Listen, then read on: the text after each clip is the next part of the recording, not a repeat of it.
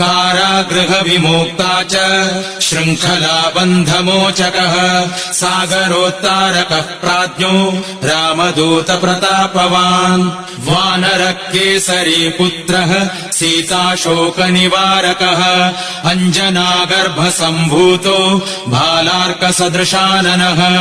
विभीषणप्रियकरो दशग्रीवकुलान्तकः लक्ष्मणप्राणदाता च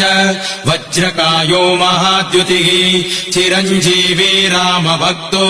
दैत्यकार्यविघातकः अक्षहन्ता काञ्चनाभः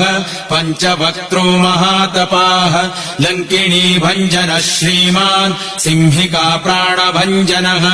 गन्धमादनशैलस्थो लङ्कापुरविदाहकः सुग्रीवसचिवो धीरः शूरो दैत्यकुलान्तकः सुरार्चित